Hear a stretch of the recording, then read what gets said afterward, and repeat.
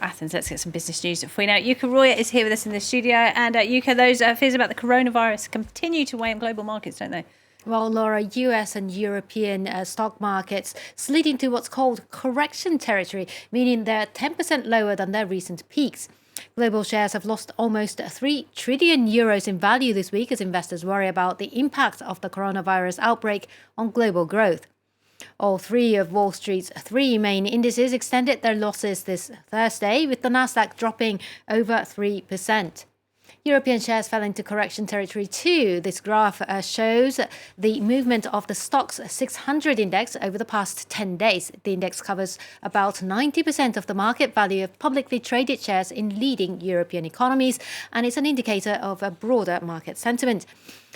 Major European indices closed the day deeply in the red. Paris's CAC 40 dropped as much as 4% at one point this Thursday before recovering slightly. Well, airlines are among the hardest hit by the coronavirus outbreak. Shares of Air France-KLM fell 7% this Thursday. That's down almost 20% from last Friday's value. Air France is reportedly planning to cut 1,500 jobs by 2022.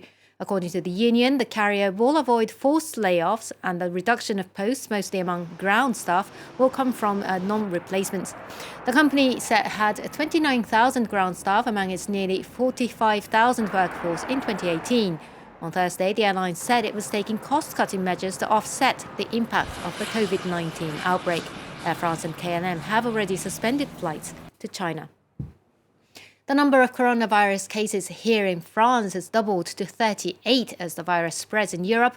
French businesses are having to adapt their practices around affected areas. The government has extended sick-pay provisions to help limit the spread of the contagion. Ariel Ganki reports. At this small transport business operating between France and Italy, all deliveries to COVID-19 affected areas are suspended, a precaution to avoid putting employees at risk. We're in contact with the client, who understands the situation and asked me to keep his merchandise aside. Deliveries to less affected zones in Italy continue, however. The 20 drivers who are able to work are equipped with 2 indispensable accessories. They have a mask and hand sanitizer. They must protect themselves and be vigilant, avoid being in large groups and unnecessary meetings. French employers are being advised to call in their company doctor in the event of doubt over their employees' health. That was the case for this accountant who recently returned from Thailand with her husband. The company health service confirmed everything was fine. Our temperatures were taken and we had no symptoms. French authorities have said employees who have recently traveled to at-risk zones should stay home from work. Those affected can either work from home or take sick leave. Provisions for sick pay have also been extended. Those certified sick by their doctor will be entitled to payment from their first day of absence and for up to 21 days. This system also applies to parents who stay at home to care for sick children. Well, the epidemic, which started in China, has severely hampered global supply chains, and many analysts believe disruptions will continue well into the second quarter of this year. In China, the government has announced a flurry of steps in recent weeks to shore up the economy in the face of the coronavirus outbreak. The central bank on Thursday suggested it was ready to cut what's known as the reserve requirement ratio, the amount of cash that all banks must hold as reserves to ensure enough money will flow into the economy and help small businesses. We'll provide strong monetary policy support to fight against the epidemic and promote the development of the real economy. We'll reduce the impact of the epidemic as much as possible and strive to achieve the economic goals for this year. China's Huawei says it will build its first European manufacturing plant here in France. The announcement came from the company's chairman, Lian He, who said that Huawei would invest 200 million euros in the first phase of setting up a base to make equipment for 5G or next-generation mobile networks. He said it would create 500 jobs and will serve not only France but the whole of Europe. The United States has repeatedly warned European allies against allowing Huawei into the continent's 5G infrastructure, claiming the company could act as a spy for the Chinese government, something the manufacturer denies.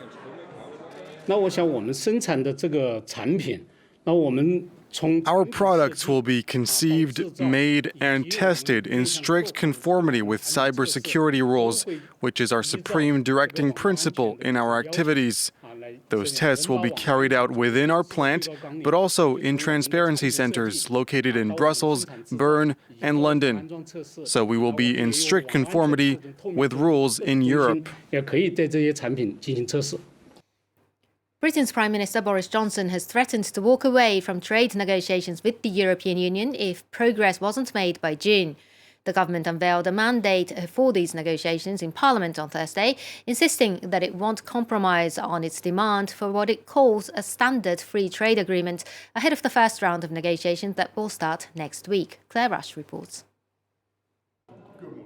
The first round of UK-EU trade talks haven't even begun yet, and already they're off to a rocky start.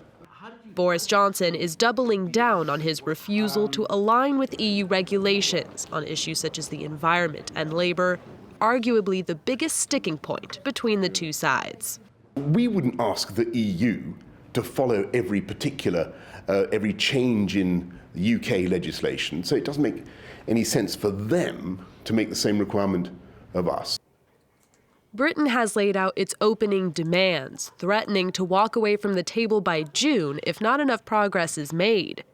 It's also renewing its call for a trade deal similar to the one between the EU and Canada. Such a deal would eliminate tariffs and quotas on most goods while maintaining border checks. Brussels has ruled out such a deal, saying the UK is not comparable to Canada, as Britain is a much larger trading partner right on Europe's doorstep. In 2018, 45% of all UK exports were to the EU, accounting for some €341 billion. Inversely, 53% of all UK imports were from the EU, representing some €419 billion. For now, Brussels is downplaying the other side's threats. It would be premature to speculate about the result of those negotiations that we are only starting on Monday, so I wouldn't want to jump to conclusions. The transition period ends on December 31st. And finally, for business, British luxury car maker Aston Martin has announced its chief financial officer will step down by the end of April as its losses ballooned last year. James Bond's favourite car brand has been suffering slow in sales and posted a loss of about $135 million for 2019, almost double the previous years. China was a rare bright spot last year, with sales rising 28%, but the ongoing coronavirus endemic is set to reduce demand this year. Yeah, affecting everything, isn't it? Affecting everything from cars to travel to stock really markets, Tokyo Olympic Games. Everything. All right, we'll get on there. news. Yuka, thank you very much indeed. Yuka Roya with the business. Do stay with us. More news coming up after this.